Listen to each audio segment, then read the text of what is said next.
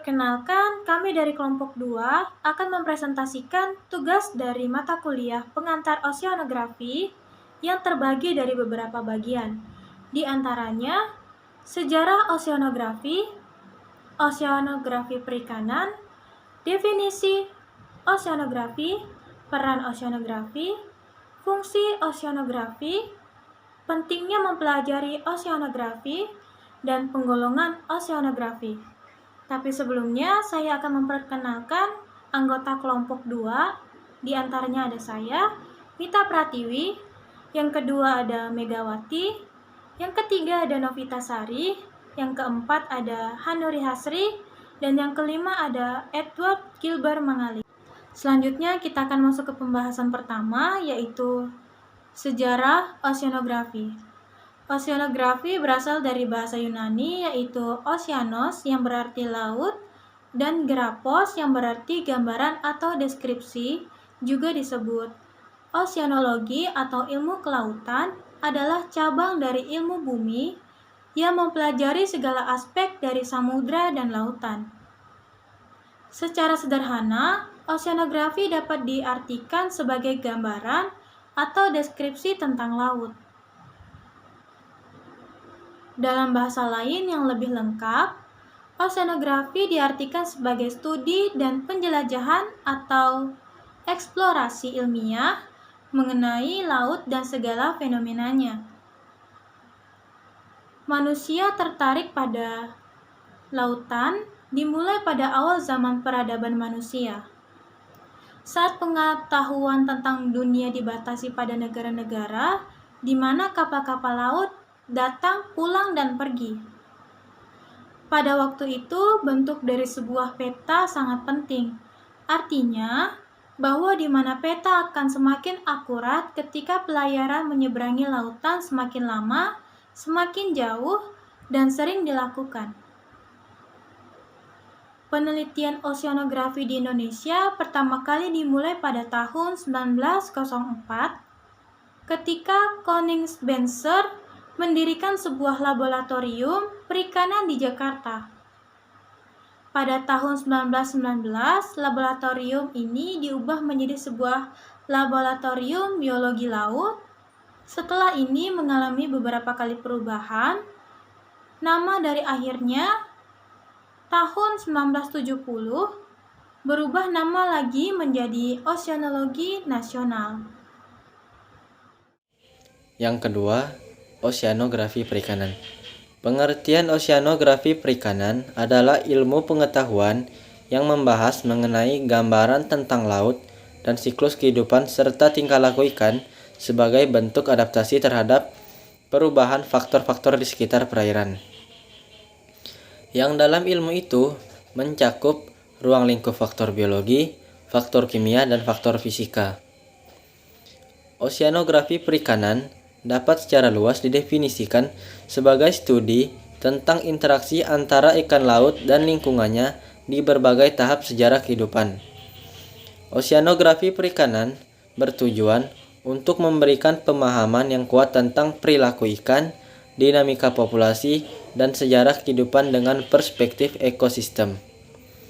Faktor-faktor yang mempengaruhi dalam oceanografi perikanan adalah hal-hal yang berhubungan dengan kondisi perairan laut. Parameter oceanografi itu sendiri antara lain suhu, salinitas, gelombang, pH, arus, dan klorofil. Yang ketiga, definisi oceanografi. Oceanografi secara sederhana merupakan suatu ilmu yang mempelajari mengenai lautan atau ilmu yang menceritakan tentang laut, baik bentuk, organisme, serta semua fenomena yang berhubungan dengan laut.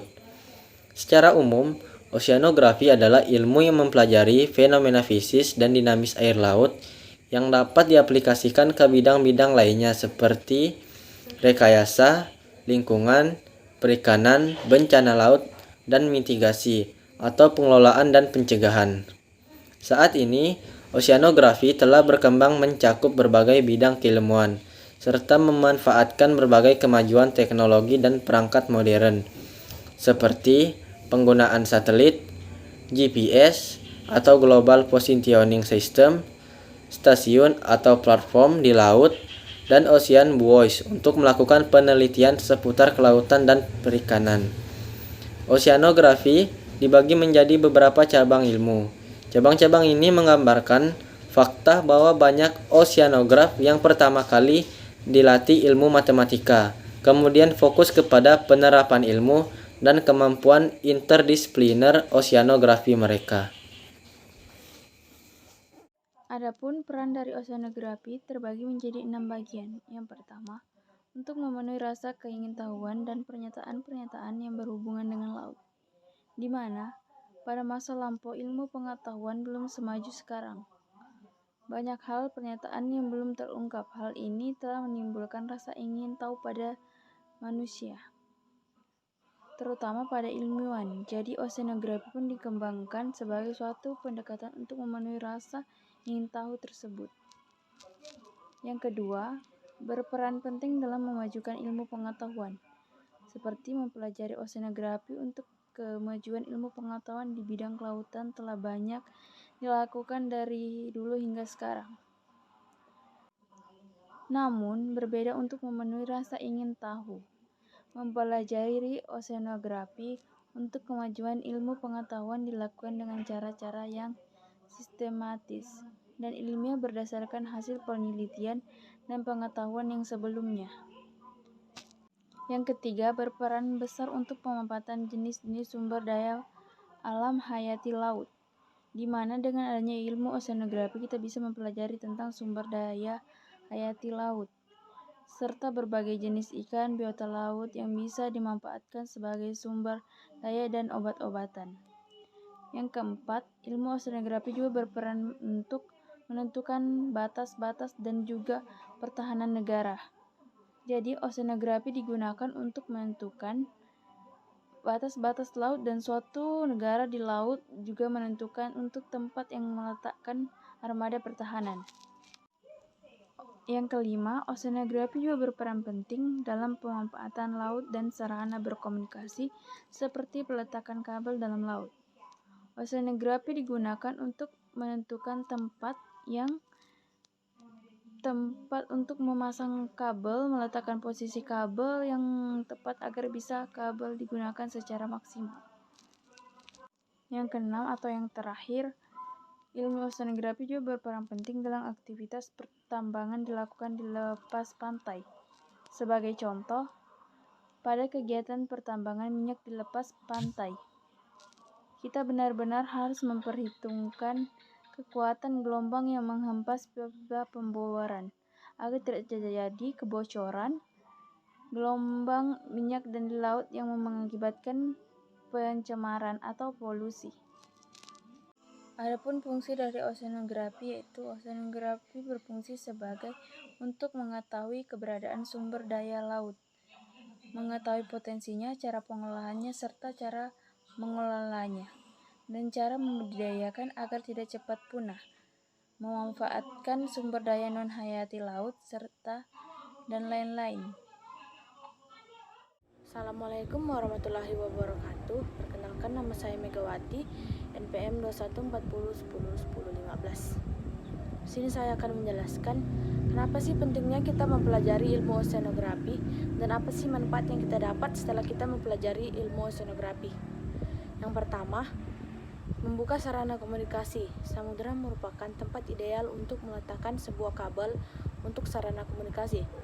Secara luas, laut terbilang lebih besar dibandingkan daratan, bahkan volume air di planet bumi ini sekitar 70%. Pemahaman tentang ilmu tersebut memungkinkan peneliti untuk meletakkan kabel pada posisi yang tepat. Kabel tidak mudah berubah dan putus sehingga sarana komunikasi berjalan secara optimal. Yang kedua, melancarkan sistem perdagangan di laut. Tidak dipungkiri bahwa perdagangan antar negara kebanyakan dilakukan melalui jalur laut. Tentunya, kondisi pelayaran juga harus diperhatikan supaya kegiatan tersebut berjalan dengan baik. Ilmu tentang kelautan ini sangat dibutuhkan, yakni untuk mengidentifikasi tentang area mana cukup aman untuk kegiatan pelayaran. Yang ketiga, mencegah pencemaran laut. Kerusakan laut bisa mempengaruhi segala yang ada di bumi. Ini tentunya bisa mengancam peradaban. Untuk itulah menjaganya diperlukan, dan salah satu upaya ialah dengan menganalisa informasi dengan disiplin ilmu kelautan tersebut.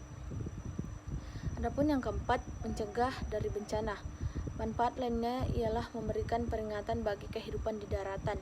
Ketika ada fenomena tertentu yang memicu munculnya bencana diprediksi lebih awal, prediksi ini memungkinkan seseorang untuk memberikan peringatan agar mengevakuasinya secara cepat.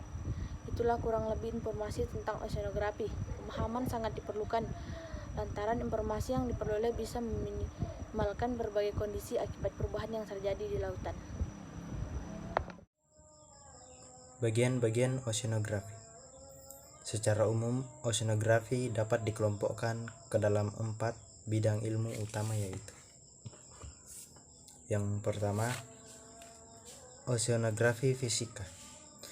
Ilmu yang mempelajari hubungan antara sifat-sifat fisika yang terjadi dalam lautan sendiri dan yang terjadi antara lautan dengan atmosfer dan daratan, termasuk kejadian-kejadian seperti terjadinya tenaga pembangkit pasang dan gelombang, iklim dan sistem arus yang terdapat di lautan. Yang kedua, oceanografi kimia. Ilmu yang berhubungan dengan reaksi-reaksi kimia yang terjadi di dalam dan di dasar, dan juga menganalisa sifat-sifat dari air laut itu sendiri. Yang ketiga, oceanografi biologi. Cabang ilmu oceanografi yang sering dinamakan biologi laut, yang mempelajari semua organisme yang hidup di lautan, termasuk binatang-binatang yang berukuran sangat kecil sampai yang berukuran besar, dan tumbuh-tumbuhan air laut. Yang keempat, oceanografi geologi. Ilmu geologi penting artinya bagi kita dalam mempelajari asal terbentuknya lautan, termasuk di dalamnya penelitian tentang lapisan kerak bumi, gunung berapi, dan terjadinya gempa bumi. Nah, itu dia presentasi dari kelompok 2 mengenai tugas pengantar oceanografi. Kurang lebihnya mohon dimaafkan. Wassalamualaikum warahmatullahi wabarakatuh.